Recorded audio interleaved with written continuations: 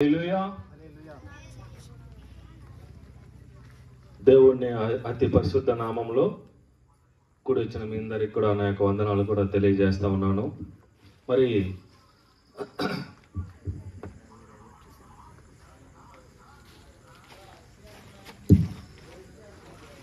ఇది చాలా శ్రేష్టమైన సమయము.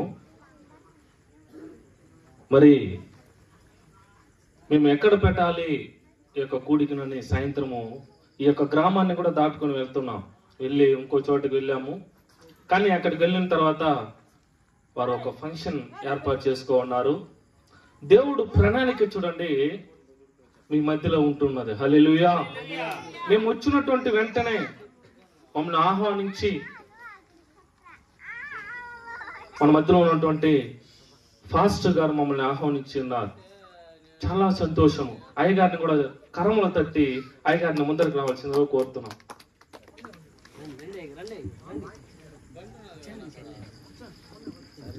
హల్లెలూయా. చూడండి, దేవుడి యొక్క ప్రణాళిక ఈరోజు మన మధ్యలో ఉంటున్నది.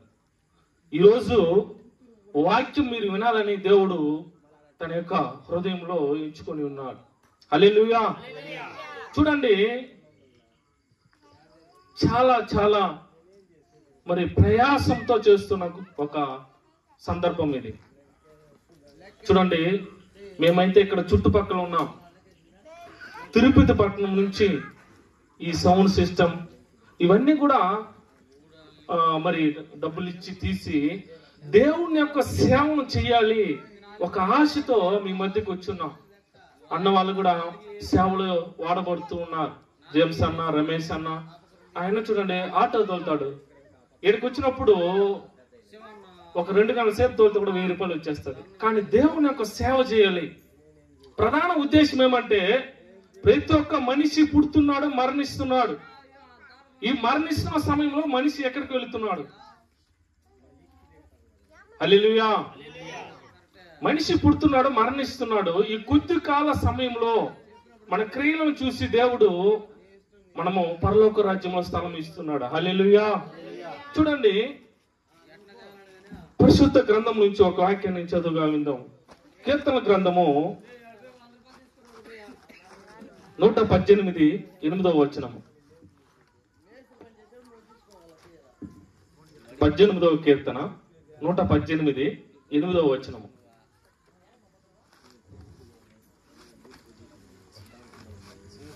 ఎవరైనా తీసిన వాళ్ళు చదవండి. మనుషులను నమ్ముకొనుట కంటే యెహోవాను ఆశ్రయించుట మేలు. హల్లెలూయా. మనుషులను నమ్ముకొనుట కంటే యెహోవాను ఆశ్రయించుట మేలు.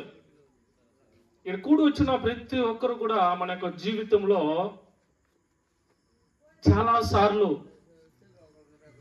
మనము ఏం చేస్తూ ఉంటామంటే, ఒక కష్టం వచ్చింది అంటే ఫస్ట్ మనకు తెలిసినట్టు వాళ్ళని మనం ఏం చేస్తామో, మన బంధువులో అన్నో చెల్లో తమ్ముడో ఏమనుకుంటామంటే వారిని అడుగుదాము. ఒక కష్టం వస్తే ఏమంటాము? అయ్యో పలానా వాళ్ళని అడుగుదాం, మా అన్నని అడుగుదాం, మా తమ్ముడిని అడుగుదాం, మా చెల్లిని అడగదాం, మా బంధుమిత్రులను అడగడం అనుకుంటాం. ఎప్పుడు అనుకుంటాము? కష్టం వచ్చినప్పుడు, బాధ వచ్చినప్పుడు, ఇబ్బందులు వచ్చినప్పుడు, కష్టాలు మనల్ని ఎదురుగా వీదుతున్నప్పుడు మనం ఏమనుకుంటామంటే బంధువులను, స్నేహితులను, తల్లిదండ్రులను, కొడుకుల పైన మనము ఏం చేస్తూ ఉంటామంటే ఆధారపడుతూ ఉంటాం. హల్లెలూయా. కానీ దేవుని యొక్క మాటలు చెప్తున్నాయి, ఏమంటున్నాయంటే మనుషులను నమ్ముకున్నట కంటే యెహోవాను ఆశ్రయించుట మేలు అంట. దావీదు గారు జీవితంలో అంటున్నారు. దావీదు గారు చాలా ఆయన అనుభవం కలిగినటువంటి వ్యక్తిగా ఉంటున్నాడు. ఆయన అంటున్నాడు, ఆయన కూడా నాకు తెలిసి అనేకమైనటువంటి మనుషులను నమ్ముకొని చేయి విడిచి ఉండొచ్చు. వాళ్ళు అన్నదమ్ముళ్ళు చేయి విడిచి ఉండొచ్చు. వాళ్ళ తల్లిదండ్రుల్లో దేనికి పనికి రావడని చేయి విడిచి ఉండొచ్చు. దేనికి పనికి రాడనేసి వాళ్ళని ఎక్కడ చేశారంటే గొర్రెలను కాయమని దావీదుని ఏం చేశారు? పనికి నారోడు, వీడు దేనికి ప్రయోజనం లేదని గొర్రెలో కాయమన్నారు. గొర్రెల కాపరి. చూడండి, ఆయన అంటున్నాడు, ఆయన బాధలో కష్టాల్లో ఏమంటున్నాడంటే, యెహోవాను ఆశ్రయించటం మేలు.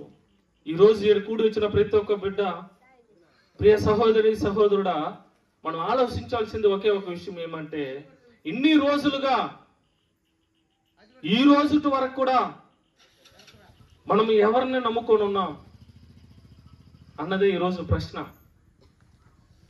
మనం ఎవరిని నమ్ముకోవాలి? కష్టం వచ్చినప్పుడు బంధువులు వచ్చి చెప్తారు, మా నేనున్నాను. చాలా సందర్భాల్లో అంటూ ఉంటారు, నేనున్నానులే, నువ్వు భయపడొద్దు, నీకు కష్టం వచ్చినప్పుడు నాకు ఫోన్ చేయి, లేకపోతే మా ఇంటికి రా అంటారు. కానీ వాళ్ళ ఇంటికి పోయినప్పుడు ఒక రోజు ఉంటాం, 2 రోజులు ఉంటాం, 3వ రోజు వాళ్ళు మనల్ని చూస్తారా? మా అందరూ చెప్పాలి, మీరందరూ కూడా వినాలి, శ్రద్ధగా వినాలి. నేను తెలుగులోనే చెప్తా ఉన్నా. మనం ఒకరింటికి పోతాం, పోయినప్పుడు వాళ్ళు చెప్తారు, మా నేను ఉన్నానులే అంటారు. ఒక రోజు చూసుకుంటారు, 2 రోజులు చూసుకుంటారు, 3వ రోజు మనల్ని చూసుకుంటారా? ఆ ప్రేమ తగ్గిపోతుంది. అవునా కాదా? చూడరు. ఏందో మనం మాటకి చెప్పాము, కానీ మన ఇంట్లో వచ్చి ఏం చేస్తుంది? ఈమె కూర్చుంటా ఉన్నాడే, ఎప్పుడు పోతారో తెలియదే. ఏదో మాట వరుస కన్నాం మనము, ఆ మాటని పట్టుకొని మన ఇంట్లో వచ్చేసి కూర్చో ఉండారే. తల్లిదండ్రులకి కొడుకులు కూడా భారం అయిపోతారు. ఎప్పుడు? వాడు చదివి పెద్ద అయిన తర్వాత, మనం చదివించిన తర్వాత వాడు ఉద్యోగానికి పోకపోతే వాళ్ళు కూడా ఏం చేస్తారు? మనల్ని, వీడేంద్ర వీడు చెప్పాలి అందరూ. ఏం చేస్తాము? ఏంద్ర వీడు పనికి పోకుండా మన పైన ఆధారపడతా ఉన్నాడే, మన తండ్రి పైన తల్లి పైన ఆధారపడతా ఉన్నాడే అనేసి ఏం చేస్తారు? తల్లిదండ్రులు కూడా దూషిస్తారు. అది ఎవరైనా కానీ ఈ లోకంలో క్షణ మాత్రం చెప్తారు. మళ్ళీ కష్టమని మనము పోతే ఫోన్ చేస్తే నేను అక్కడున్నా ఇక్కడున్నా అనేసి ఏం చెప్తారు? వాళ్ళు సాకులు చెప్తారు. హల్లెలూయా, సాకులు చెప్తారు.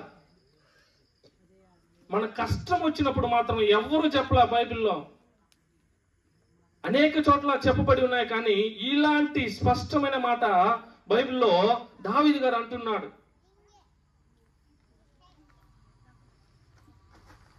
దావీదు గారు అంటున్నారు, మనుషులను నమ్ముకుంట కంటే యెహోవాను ఆశ్రయించటం మేలు. హల్లెలూయా. చూడండి, బైబిల్ నుంచి ఒక వ్యక్తిని మీకు చూపించాలని ఆశపడుతూ ఉన్నా. ఆ వ్యక్తి, ఆయన యొక్క పరిస్థితులు ఎలా ఉన్నాయంటే తారుమారుగా ఉన్నాయి. జీవించలేని పరిస్థితి, ముందుకి కాలు తీసి పెట్టలేనటువంటి పరిస్థితిలో ఉంటున్నాడు.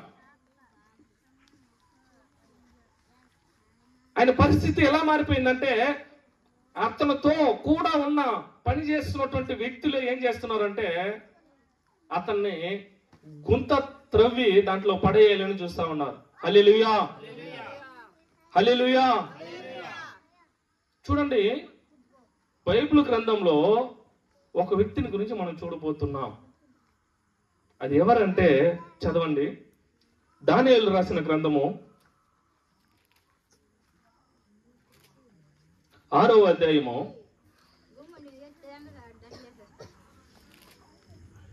1వ వచనం, పేజీ నంబర్ 737. తన రాజ్యం అంతటి పైన అధిపతులుగా ఉండుటకై 120 మంది అధిపతులను నియమించుటకు దర్యావేగులకు ఇష్టమయ్యను. హల్లెలూయా. 2వ వచనం కూడా చదవండి. వారి పైన 3 ప్రధానులుగా నియమించును. ఆ 3లో హల్లెలూయా. చూసినట్లయితే ఈ దానియేలు గారు దేవుడికి చాలా ఇష్టమైనటువంటి వ్యక్తి. ఇతని యొక్క జీవితంలో చాలా ఒడిదుడుకులు వస్తున్నాయి. ఎలా అంటే కూడా పనిచేస్తున్నటువంటి వ్యక్తులే ఇతను ఏం చేయాలని చూస్తున్నారంటే, ఇతడు ఈ ఉద్యోగంలో ఈ యొక్క పనిలో చాలా శ్రద్ధ కలిగినటువంటి వ్యక్తి. ఆ పని చేస్తున్నప్పుడు, ఆ పనిని నిర్వర్తిస్తున్నప్పుడు కూడా ఉన్న వాళ్ళు ఏం చేశారంటే, ఇతన్ని ఎలాగైనా పదవి నుంచి తీసేయాలి అనుకున్నారు. ఎలాగైనా ఇతడు ఏదైనా ఒకటి చేసి కూడా ఏం చేయాలన్నారో, పదవి నుంచి తీసేయాలని వీళ్ళందరూ కూడా పనిచేస్తున్నటువంటి వ్యక్తులంతా ఏం చేస్తున్నారంటే ఒక తీర్మానం చేసుకున్నారు. చాలా మంది మనం సొసైటీలో కూడా పని చేసేటప్పుడు, మనం పని చేసే చోట కూడా ఒక సూపర్వైజరో ఒక మేనేజరో మనల్ని బాగా చూసుకుంటే, మనతో పాటు పనిచేసే వాళ్ళు ఎలా ఉంటారో, మన పైన ప్రేమగా ఉంటారా? ఉండరు. అసూయతో మనల్ని చూసేదంతా చాలా చూపే వేరేలాగా ఉంటుంది. హల్లెలూయా. చూడండి, ఈ యొక్క వ్యక్తి దానియేలు జీవితంలో పన్నాగం వాళ్ళందరూ నిర్ణయం చేశారు.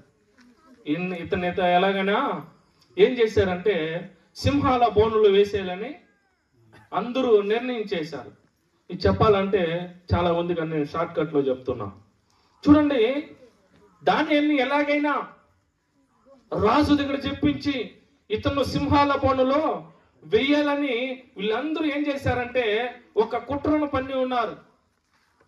అలాగనే రాజు దగ్గరికి వస్తున్నారు. రాజు ఒక కట్టడను తీసుకువస్తున్నారు. అయ్యా, నిన్ను తప్ప వేరే దేవుణ్ణి సేవించకూడదు. ఎన్ని రోజులు అంటే 30 రోజులు. హల్లెలూయా. ఎన్ని రోజులు? 30 రోజులకి నిన్ను తప్ప ఏ దేవుణ్ణి సేవించకూడదు, ఏ దేవుణ్ణి ఆరాధించకూడదు, ఏ దేవుణ్ణి ప్రేమించకూడదని ఒక ఆజ్ఞ తీస్తున్నారు. అప్పుడు అతను ఏం చేస్తున్నాడు, దానియేలు తను ఉన్నటువంటి మిద్దెపైకి వెళ్ళి ప్రార్థన చేస్తున్నాడు. ఇశ్రాయేలు కొరకు ప్రార్థన చేస్తున్నాడు. ప్రార్థన చేస్తున్నప్పుడు వీరు చూసేసి ఏం చేస్తున్నారంటే రాజు దగ్గరికి వెళ్తున్నారు. రాజా, నీ యొక్క ఆజ్ఞను వీళ్ళు గైకొనలేదు, మితిమీరి ఉన్నారు. ఈ దానియేలుకు శిక్ష పడాలి. హల్లెలూయా. 6:16 చదవండి. దానియేలు 6:16 వచనం.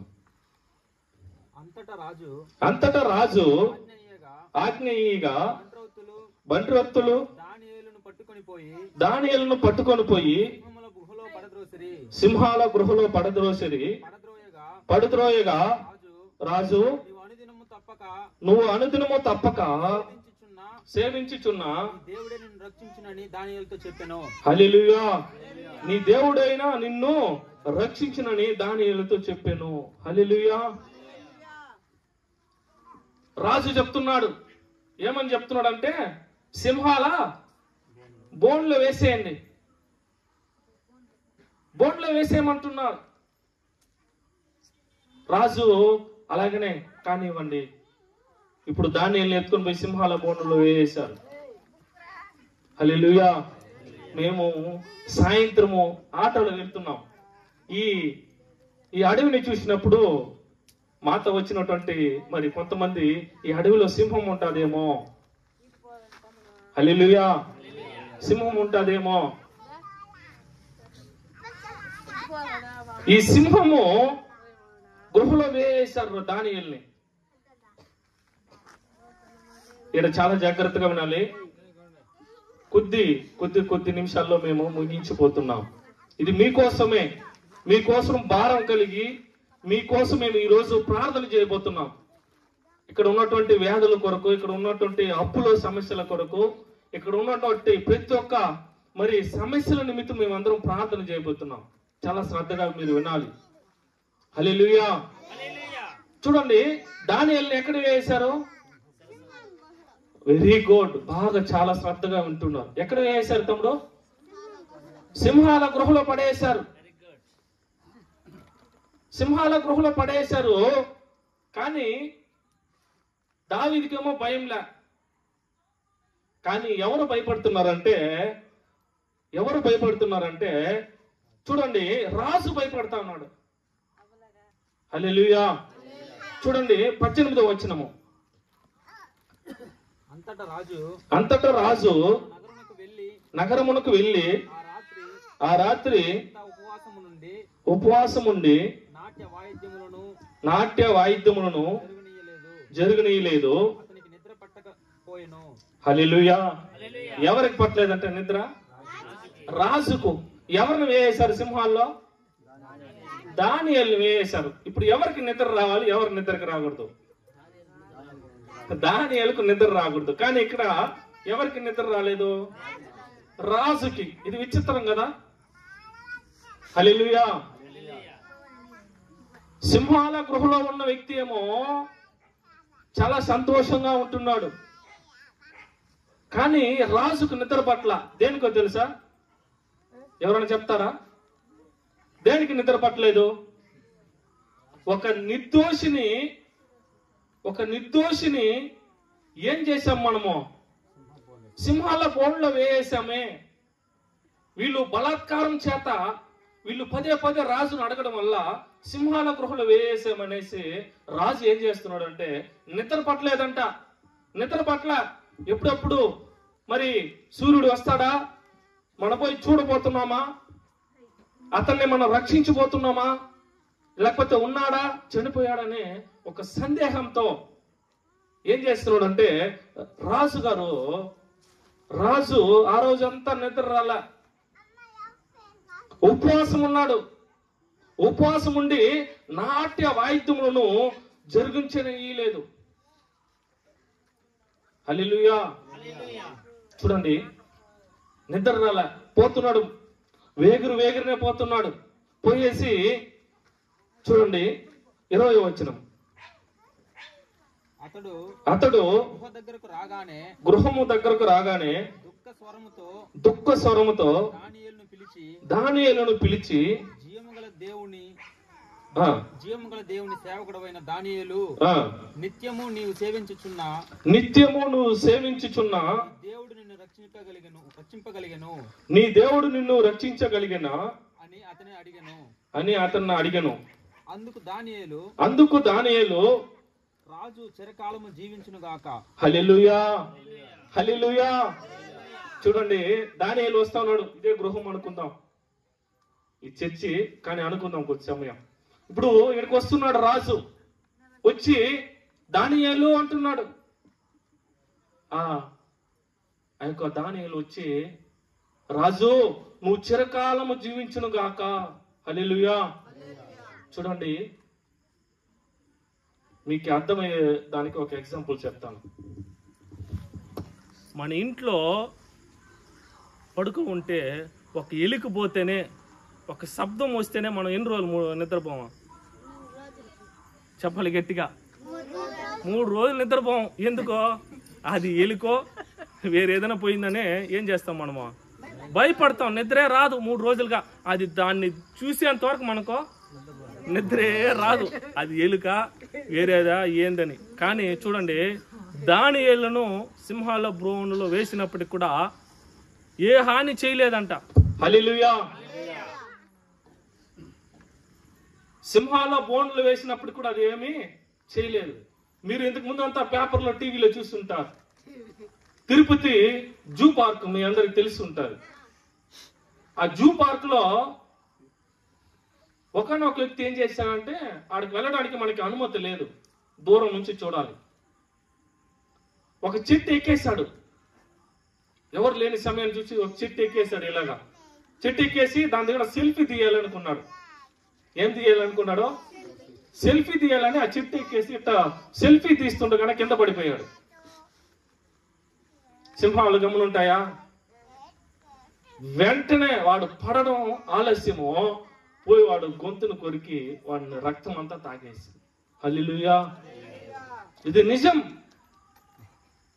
ఇది జరిగిన సంఘటన. కానీ మనం చూసినట్లయితే దానియేలును సింహాల్లో వేసినప్పుడు కూడా, గృహలో వేసినప్పుడు కూడా దాని నోరు ఎవరు మూసారంటే దేవుడే మూసి ఉన్నాడు. హల్లెలూయా. చదవండి ఆ యొక్క వాక్యాన్ని. 21. నేను నా దేవుని దృష్టికి దేవుని దృష్టికి నిర్దోషినిగా కనబడితిని కనుక ఆయన తన దూతలను పంపించి సింహములు నాకు ఏ హానియు చేయకుండా వాటి నోళ్ళు మూయించెను. హల్లెలూయా. ఎవరు మూయించారంట? దేవుడే మూయించాడు. సింహాల నోళ్ళను మూయించాడు. హల్లెలూయా.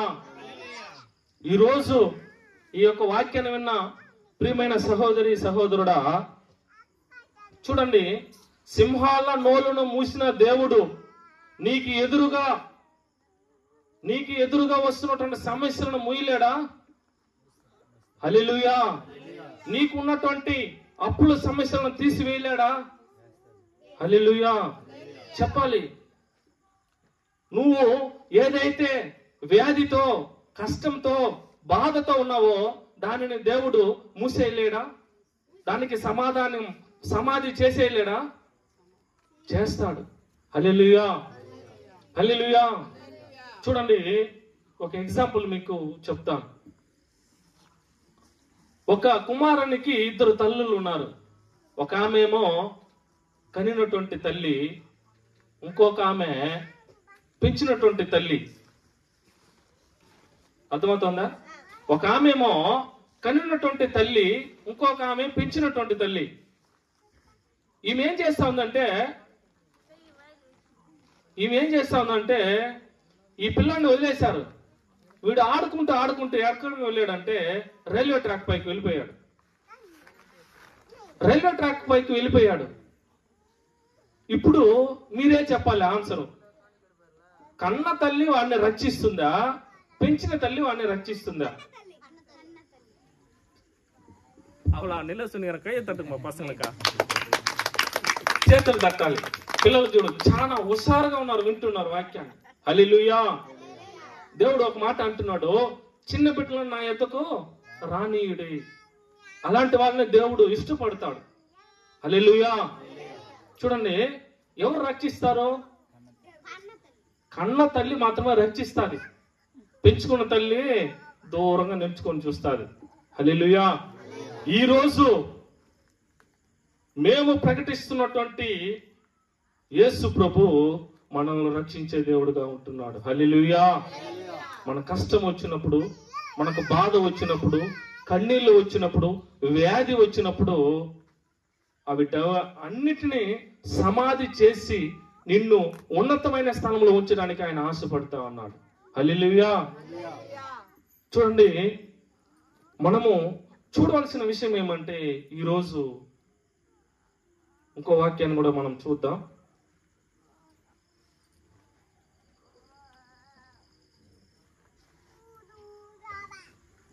యోబు రాసిన గ్రంథము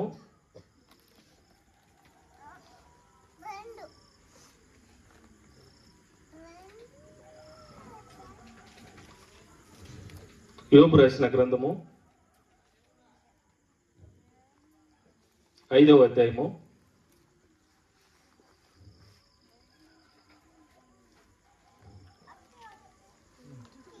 తీసుకున్నారా?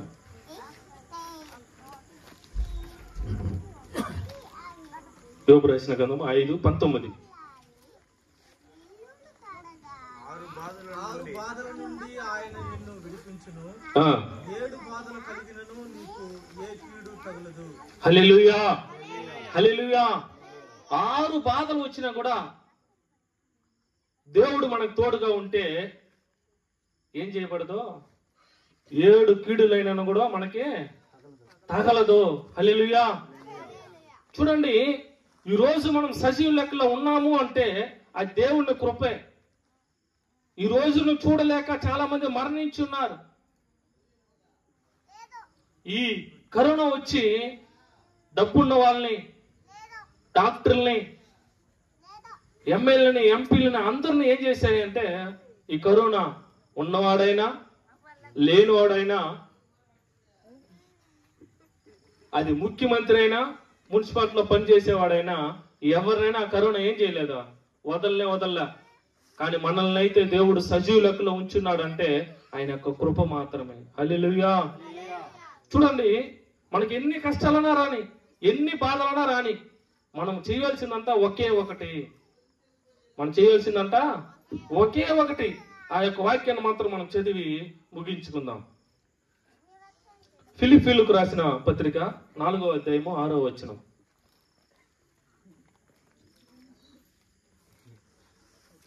ఫిలిప్పీయులకు రాసిన పత్రిక 4వ అధ్యాయము 6వ వచనం. దేనిని గురించి చింతపడకుడి, చాలా శ్రద్ధగా వినాలి. దేనిని గూర్చి చింతపడకుడి గాని చింతపడకూడదు కానీ ప్రతి విషయంలోనూ ప్రార్థన ప్రార్థన విజ్ఞాపనముల చేత కృతజ్ఞతాపూర్వకముగా మీ విన్నపములు దేవునికి తెలియజేయుడి. హల్లెలూయా. ఇక్కడ మనకు ఒక వాక్యాన్ని చాలా స్పష్టంగా చదివినప్పుడే అర్థమవుతా ఉంది.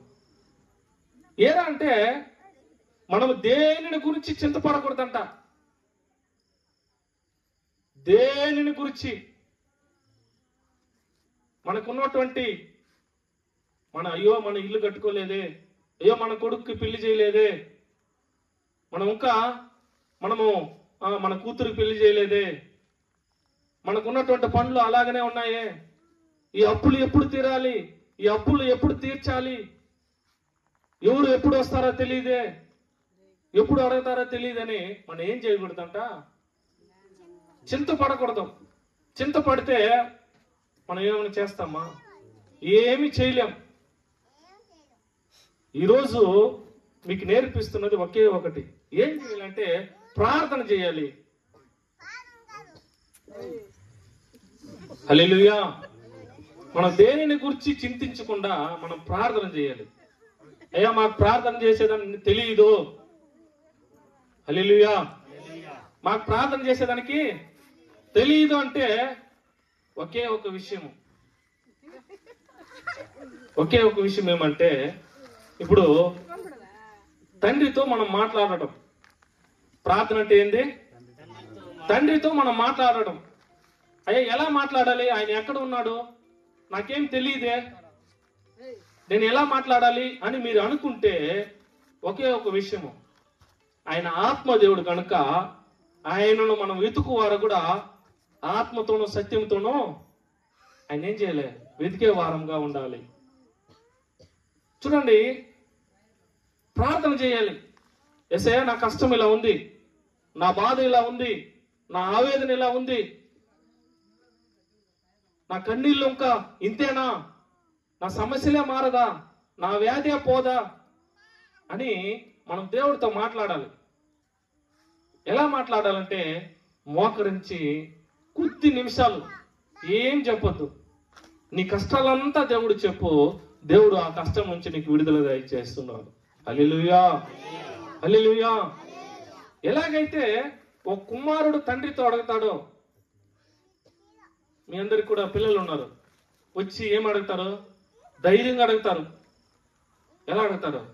మా బుక్ తీసి, నాకు ఈ పెన్సిల్ తీసి, ఈ పెన్ను తీసి, ఎలా అడుగుతారు? మనల్ని అధికారంతో వచ్చి అడుగుతారు. ఒరే వాళ్ళు చేస్తేనే దేవుడు ఇస్తాడా అంటే కాదు.